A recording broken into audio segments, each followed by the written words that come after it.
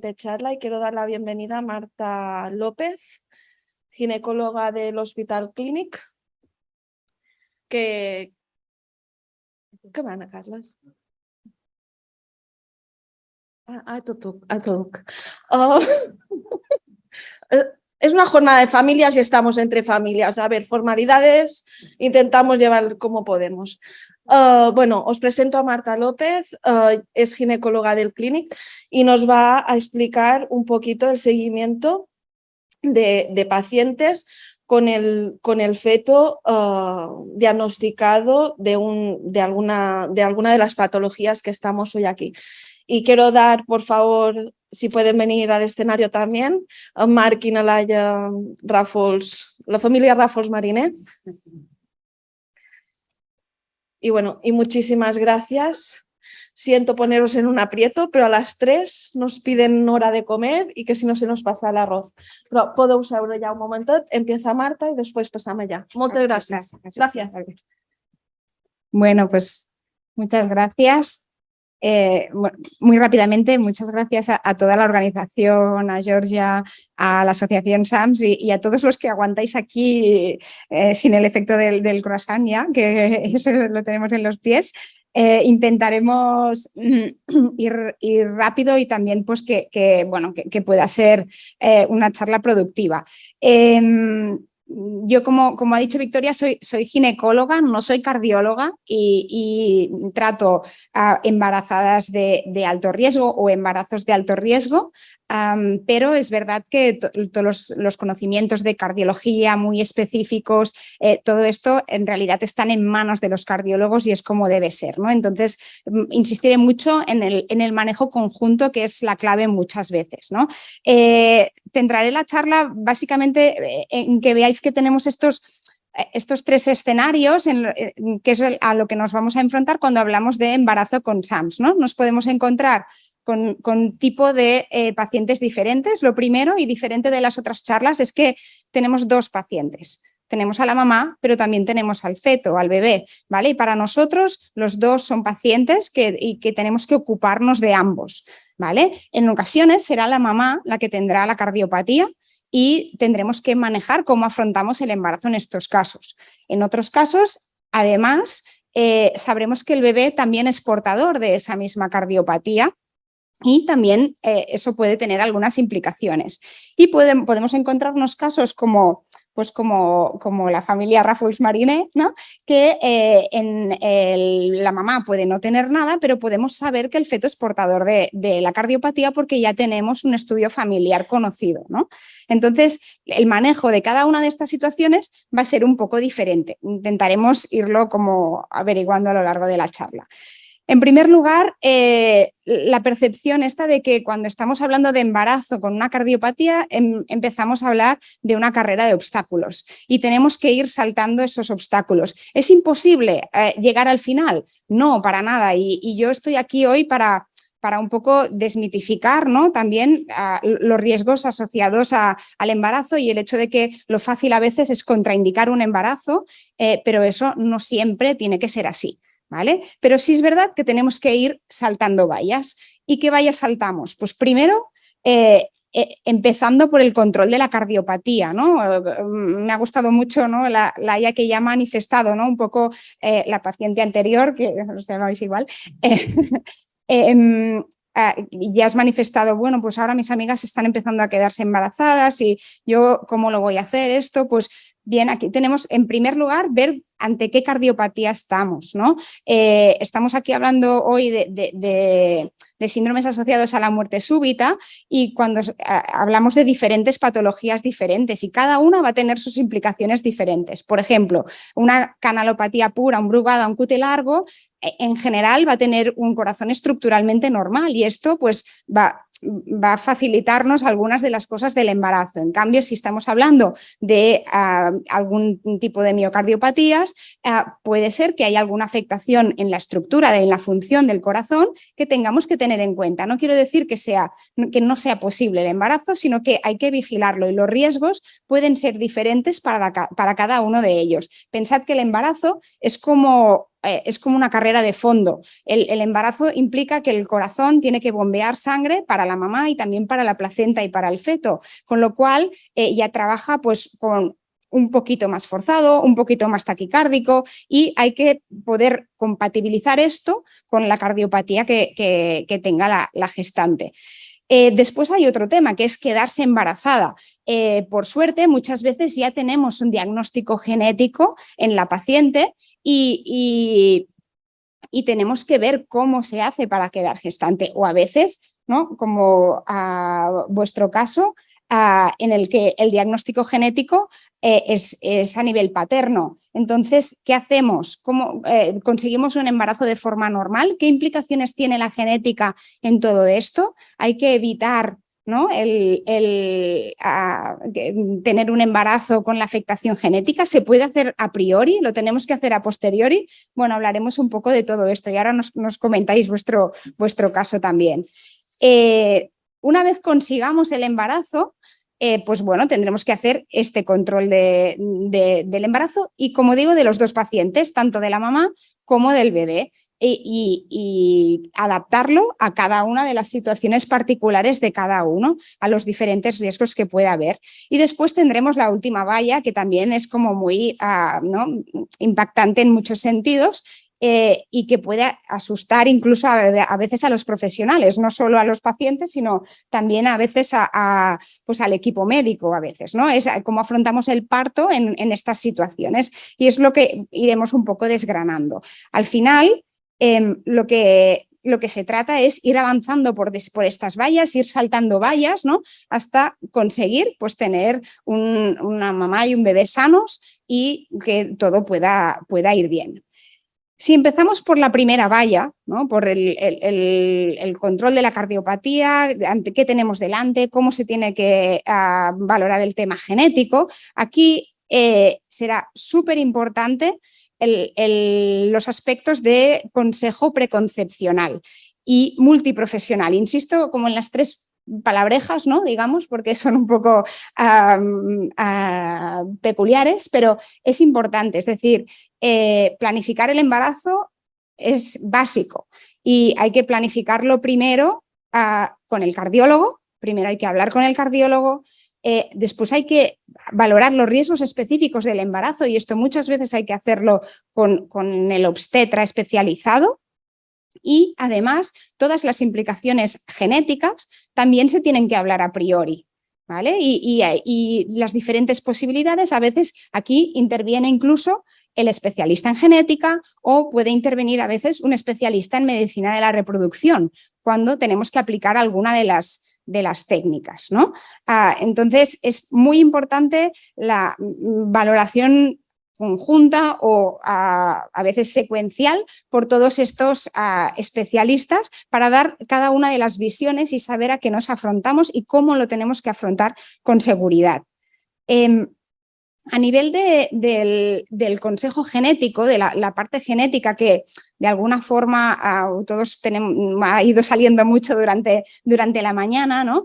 Aquí es verdad que tenemos tres escenarios diferentes, tres opciones diferentes, ¿vale? Tenemos, no sé, por ejemplo, vosotros, Marco, Laia, ¿nos queréis explicar un poco a nivel de genética cuál fue vuestra situación? ¿Cómo os afrontasteis el embarazo a nivel del diagnóstico genético? Es decir, ¿ya lo sabíais de antes? ¿Fue...? Sí, yo tengo un QT largo congénito. Y bueno, o sea, estaba claro, ¿no? Lo teníamos claro. Entonces, tenemos dos hijas. Con la primera, con Tanit, tuvimos un embarazo normal, digamos, no sin control, podríamos llegar a decir. Bueno, normal, sin saber nada. Claro, fue a posteriori cuando dijimos, ostras, pues estaría bien a lo mejor llevarla al hospital, ¿no? Que le hicieran algún tipo de control.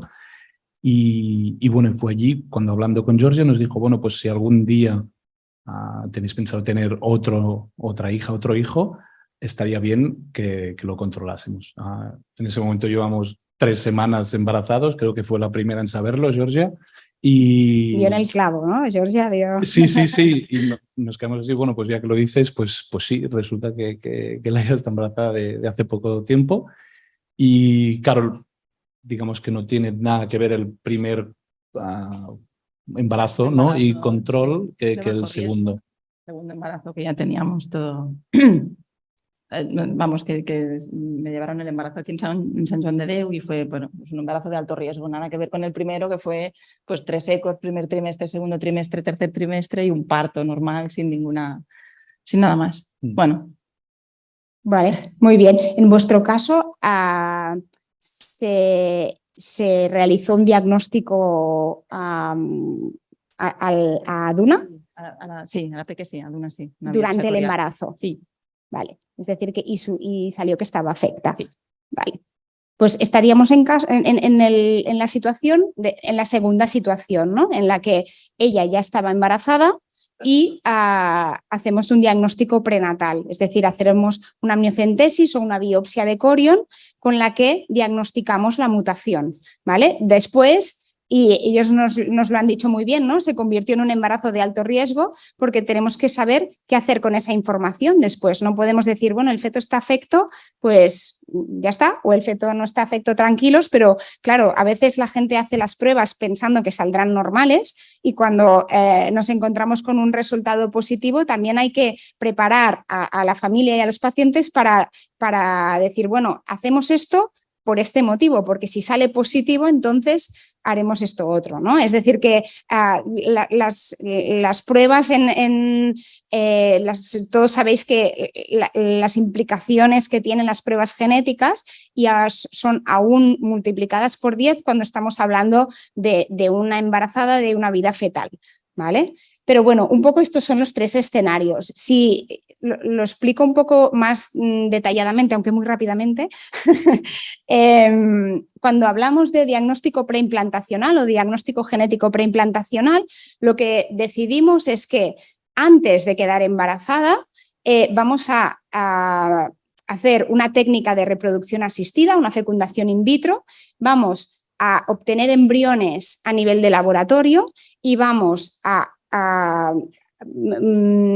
coger una muestra de este embrión para analizar genéticamente y solo seleccionaremos los embriones sanos para conseguir un embarazo. Es decir, descartaremos ya la mutación en el embrión antes de conseguir el embarazo, ¿vale? Esto es como, de alguna forma, a priori es como lo ideal, ¿no? Porque dices, bueno, no, pues evito a 100% la enfermedad seguro, pero evidentemente, como ya os podéis imaginar, es un proceso altamente complejo en el que, en primer lugar, número 1 y más importante, hay que conocer que hay una mutación causante y la mutación tiene que ser patogénica claramente, porque si no, tampoco sabemos exactamente qué es lo que estamos evitando y aquí también hay implicaciones éticas muy, muy significativas, ¿vale? A quién selecciono y a quién no. Es decir, que todo esto está muy regulado, tiene unos comités de asesoramiento de las diferentes mutaciones, hay algunos casos que se pueden aceptar, otros casos que puede ser que no se acepten para hacer la técnica de reproducción. Evidentemente implica una técnica de reproducción asistida y un coste pues significativo, ¿vale? O sea que es una opción, pero a veces no es la opción preferida tampoco por los pacientes, ¿vale? Y por supuesto tiene que ser de una patología pues con una repercusión importante para la vida. Cuando hablamos de diagnóstico prenatal es el ejemplo que nos han comentado Marc y Laia, ¿no? Que ellos ya estaban embarazados y lo que se hizo es una biopsia de corión o una amniocentesis, que es un test invasivo, es decir, colocamos una aguja o cogemos una muestra de la placenta para obtener o una muestra de placenta o una muestra de líquido amniótico. Es un proceso que tiene ciertos riesgos asociados de que se pueda romper la bolsa, de que puedan haber hematomas, de que se pueda perder el embarazo debido a esa prueba, ¿vale? Por lo cual también hay que tener muy claro cuando cuando la hacemos. El riesgo de pérdida es muy, muy bajo, pero aún así existe. Y entonces, sí, es lo que os decía un poco de saber la repercusión. O sea, si nosotros hacemos la prueba es por algo, es porque, ¿no?, esa información la utilizamos por algo o, por ejemplo, depende de con qué patologías, incluso se puede llegar a plantear que si el feto está afecto, se pueda llegar a hacer una interrupción del embarazo en algunas patologías muy severas. Y esto hay que tenerlo claro antes de poner la aguja, porque si no, estamos corriendo un riesgo innecesario, ¿no?, de cara pues, a ese embarazo.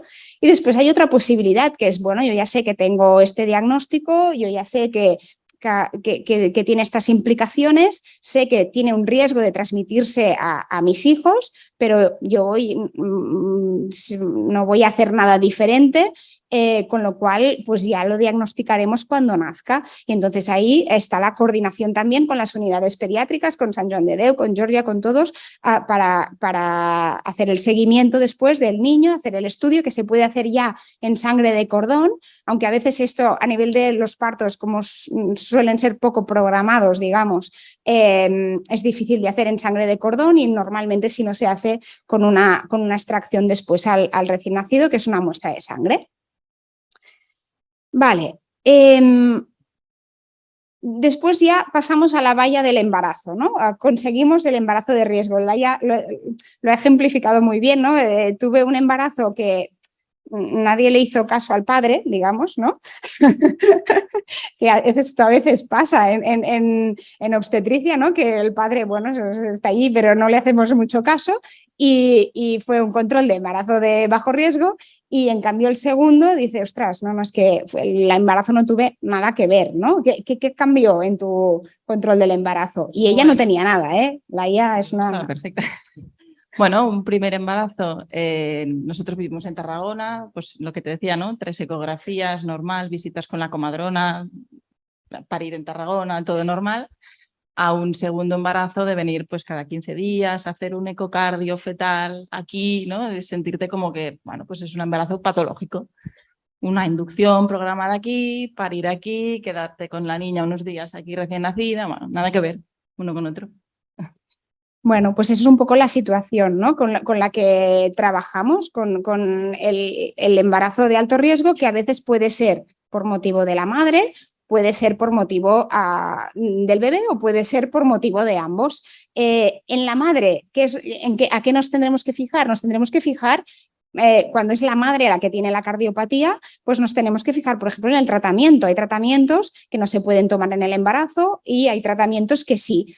Es muy típico que la embarazada no tomó nada. No, tomaba no sé qué tratamiento, lo suspendo.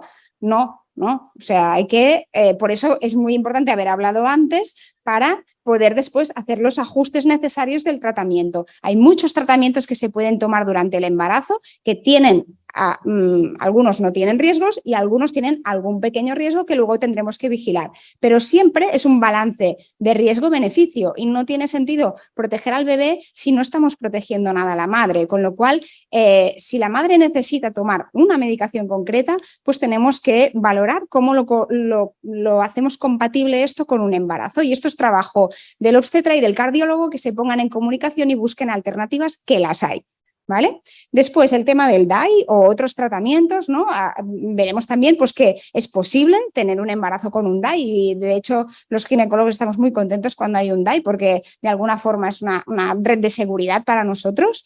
Y después, pues claro, si a la mamá le pasa algo, si se descompensa, si hace una tormenta rítmica, si hace cualquier descompensación, pues nos pasará que tendremos que tratar a la mamá con el feto dentro, con el bebé dentro. Entonces tendremos que manejar lo que podemos hacer y lo que no, teniendo en cuenta pues, que hay otro paciente y que hay el bebé. En general lo podemos manejar bien, pero es verdad que implica una súper coordinación entre los diferentes especialistas. Ay, mira, Tanim aquí, ¿es la Tanit? Hola, Tanit, ¿qué tal? Tienes gana, ¿no? Tiene hambre, pobre. Bien, y si hablamos de la parte más del bebé, pues lo que muy bien ejemplificaba Laia, ¿no? Que tenemos, ya hemos hablado de la parte genética, no voy a insistir, y el tema pues del control ecográfico del bebé. En su caso sabíamos que era un bebé con una afectación de un glúteo largo, entonces ¿qué hacemos? Hacemos un control con ecografías, con ecocardiografías a nivel del bebé, en el que podemos descartar pues que haya síntomas. Por ejemplo, a veces es muy, muy infrecuente, lo más frecuente es que no pase nada a nivel del bebé, pero algunas veces puede haber una cierta bradicardia que nos puede como informar ya de que está relacionado con el glúteo largo. Puede haber también a veces un bloqueo y son cosas que podemos diagnosticar por ecografía y por el control de la ecografía del corazón fetal, o sea, específicamente una ecografía sobre el corazón fetal. Además, y esto sobre todo si la mamá toma tratamientos, que no era el caso de Laia, pero sí cuando una mujer toma, por ejemplo, betabloqueantes, que es lo más típico, sí que hay una cierta disminución del crecimiento del bebé. No es una afectación preocupante porque no afecta a la oxigenación ni a su formación, pero sí que de su potencial de crecimiento hay una cierta reducción. Entonces tenemos que hacer una vigilancia también en el tercer trimestre de cómo va creciendo este bebé. ¿Vale? Con lo cual sí que lo que ejemplificaba muy bien Laia, ¿no? Es que el embarazo pues, es un poco más pesadito. La gente ya no va a las ecografías con tanta ilusión porque ya está harto de que le hagan ecografías. Pero bueno, sí que es verdad que es mejor, en ese sentido, preferimos conocer que hay un diagnóstico y poder intervenir, poder hacer una vigilancia más estrecha, ¿no? Que al final también lo que queremos es evitar complicaciones.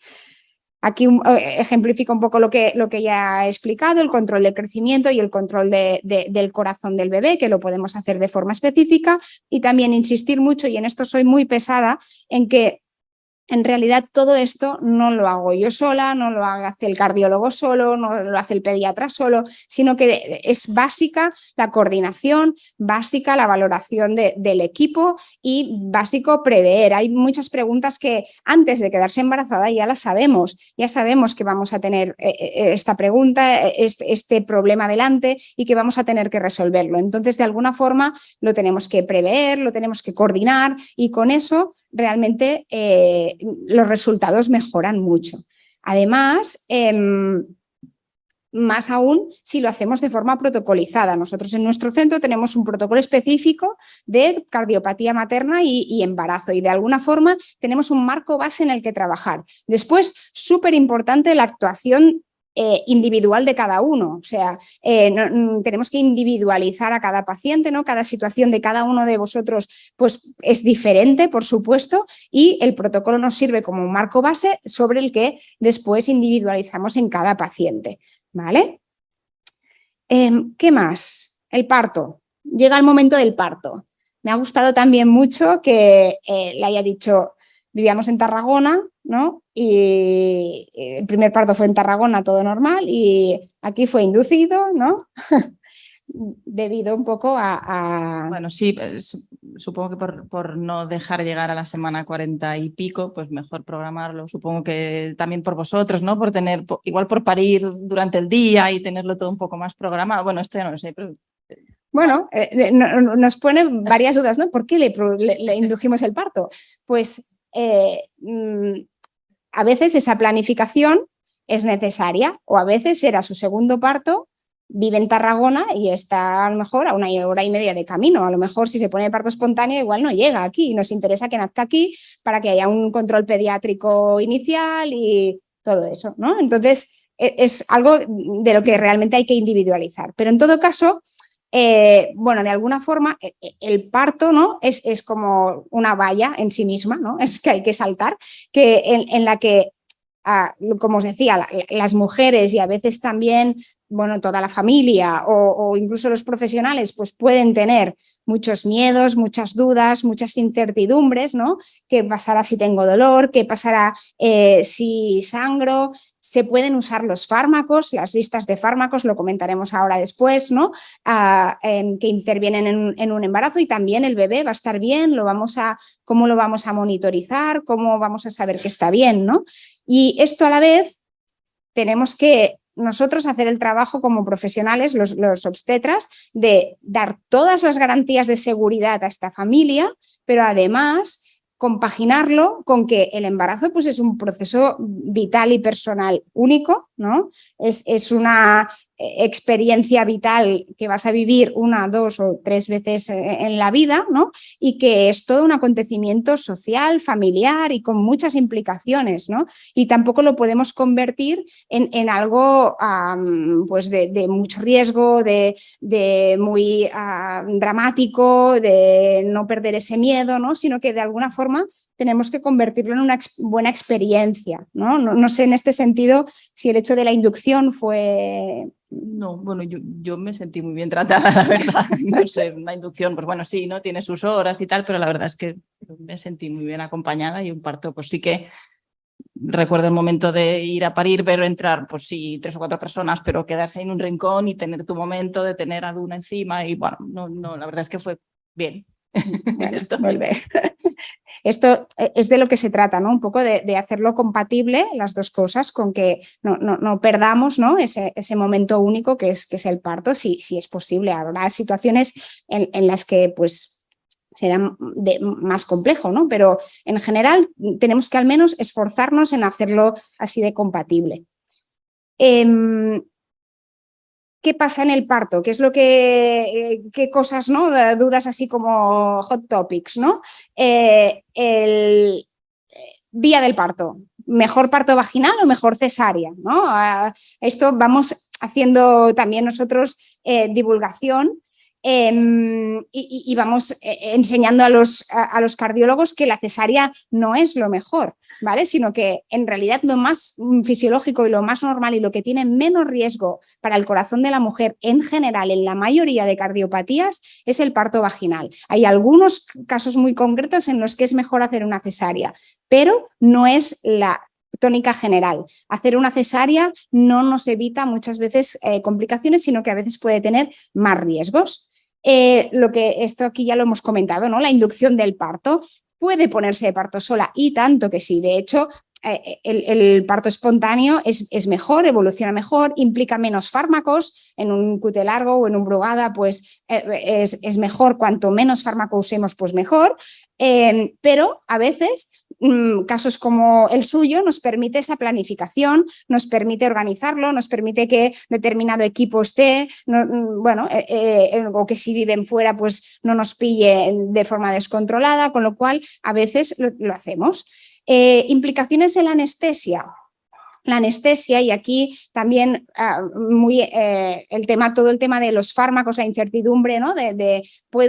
Se pueden usar fármacos anestésicos, se puede poner la peridural, pues sí, se puede, no está contraindicada, tampoco es obligada, si alguien no quiere, pues no pasa nada. En general, en las cardiopatías con implicación arrítmica, sí que preferimos que haya un mejor control del dolor, porque una situación descontrolada, el dolor hace que el estrés, que puedas tener más taquicardia, que pueda tener más implicaciones en cuanto a riesgo arrítmico. Entonces, en general es al revés, vamos como a favor de el uso de la anestesia, siempre, por supuesto, teniendo en cuenta los fármacos que se pueden usar y los que no, y con también el anestesista es una gran parte en toda esta coordinación, una visita de planificación y tenerlo en cuenta de cara a cuando venga de parto. Los fármacos en el parto, y aquí no me voy a extender porque ya lo hemos comentado, ¿no? Las listas, aplicaciones, voto por la aplicación del Brugada también. Pero bueno, es algo que muchas veces, como decíais por el fondo, conocéis mejor los pacientes que los médicos y siempre os decimos traed la lista allí donde vayáis, pero bueno, es algo que tenemos también interiorizado como profesionales que, ojo, cualquier cosa que se dé hay que vigilar si se puede dar o no. ¿Qué pasa con el DAI? Voy muy rápidamente, ya lo he dicho antes, para nosotros el DAI es una red de seguridad, es decir, no pasa nada, no contraindica el embarazo y no contraindica el parto, ¿vale? Rápidamente, si una mujer lleva un DAI, puede tener un parto vaginal, el DAI se deja funcionando normal y no pasa nada si en algún momento del embarazo o del parto hay una descarga. Bueno, pasa que, claro, evidentemente hay que ver por qué y hay que tratar a la madre, pero no hay riesgo para el bebé si el DAI hace una descarga. ¿Qué pasa en una cesárea? La única cosa es tener en cuenta que puede tener interacciones con el bisturí eléctrico que utilizamos en la cesárea, y entonces lo que se hace es que durante la cesárea se inhibe con la colocación de unos imanes y se coloca un desfibrilador externo, y después cuando se acaba la cesárea se quitan los imanes y el DAI automáticamente vuelve a funcionar. Chimpún, ya está. ¿Vale? No pasa nada si la cesárea es de urgencias, si la cesárea no es planificada, simplemente colocar los imanes y el desfibrilador externo durante el rato de la cesárea, ya está. ¿Vale? Finalmente, decir que el posparto para nosotros también es muy importante. Cuando la paciente es la que tiene la cardiopatía, las primeras 48 horas de posparto van a ser importantes porque puede haber eventos allí, con lo cual vigilancia, otra vez el uso de fármacos, analgésicos, etcétera, y también pues todo el tema, ¿no? Ellos también lo han ejemplificado muy bien. El niño estuvo unos días ingresado, le tuvieron que hacer pruebas, bueno, la niña, Duna, ¿no? Pues también esa coordinación que ya se dé desde la misma sala de partos. Y sobre la lactancia, también decir que no está contraindicada de base, sino que la mayoría de veces la primera elección es la lactancia materna, y a veces incluso aunque se tomen fármacos. La mayoría de fármacos, bueno, hay que mirarlo, y en ese sentido sí que tenemos como esta página web que es bastante útil y muy fiable a nivel científico, que es la página elactancia.org, que nos da ese semáforo, ¿no? De este fármaco lo puedo usar, no lo puedo usar, riesgo bajo para la lactancia o no. Pero, y si no, pues consultarlo con los profesionales y también realmente pues lo podemos valorar. ¿Vale? Y ya está, me he alargado un poco quizá, pero hasta aquí es la parte que queríamos.